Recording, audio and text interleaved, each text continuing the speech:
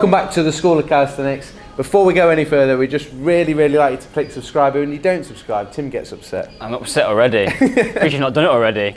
So click subscribe and then we are going to show you how to progress your push-ups.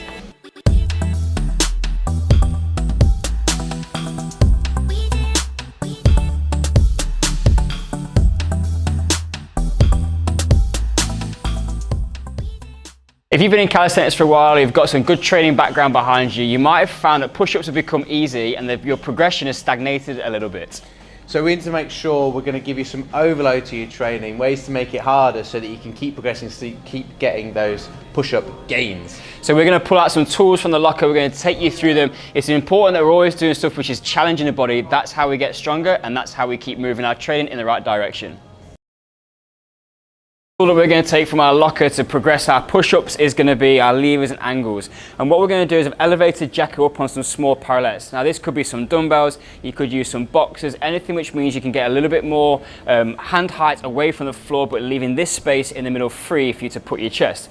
Couple of key things, I'm going to get Jacko to rep out a few for me. Elbows are going to still face behind the body, so we're screwing the hands in, elbows pointing behind. So even if we're on flat hands on the floor on a box or into a bar position here, we're still trying to create that rotation, keeping the elbow pointing behind. If Jacko does a bad one for me, the elbow is going to fly to the side. This just jams the shoulder into the front of the socket, not a happy place for us. It was horrible. Horrible. Now the benefit of having the hands elevated is we start to access some range of movement that we can't normally get if our hands are on the floor. So all of this good stuff here, you can see now Jacko's hands are passing the armpit. We're starting to create some more strength through a different range of movement. If we've not spent some time there before, we're not going to be strong there, it's going to be difficult. That's one way which we can start to build some nice strength in. And particularly for this position, we might actually get some better range of movement which we can then access in our muscle up positions, building some of that more global capacity strength. We're going to increase resistance by using a resistance band. Now there's a couple of ways to get this around our back. Tim puts his hands through either end and then he's going to take it around his back and then it's going to go across the middle, top to his back, and it's going to keep his elbow in by working and holding onto the side of his arm there. Then he's able to jump down and get into some good push-up positions. So Tim goes into once he's got the band set, he's into the top of his push-up position. Just a couple of key points on this is the band is going to help to keep the elbow in nice and tight, but he's got to make sure he still actively screws the elbows so they're pointing backwards.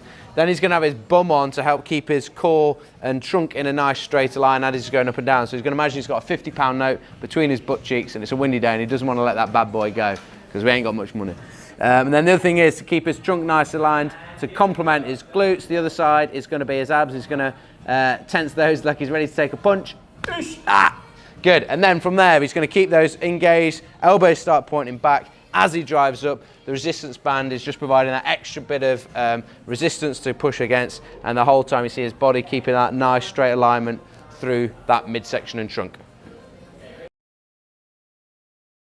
Third technique to progress your push-ups is to add some additional weight in the form of a weight vest. Now this has got two benefits. The first one is it increases the resistance, so it makes the movement more difficult. And the second one, makes you look like you're in SWAT. What would happen if this guy knocked on your door in that vest? I'd be flipping terrified. This is actually, yeah, it's a weighted vest. It's not a SWAT team bulletproof. What do they call them? They call them bulletproof? Bulletproof vest. Bulletproof vest. I'd also want to know is like, what happened? Budgets are hard times at the SWAT department. Right, I've got Sergeant SWAT in position, and what we've got is the weight vest placing a little bit more overload on the upper body, and that means the core is going to have to work a little bit harder. So it's a simple movement, the same as with before. We're going to keep the elbows nice and tight. We're going to drop in close to the floor, get the chest down. What I don't want to see is us dropping down, losing control of the middle, chest arches up, and then we eventually find ourselves back into some form of a proper position at the top of the movement. So if we're going to add load, it's got to be progressive, it's got to be stable in the movement pattern so that we're not just making additional load and then compromising technique.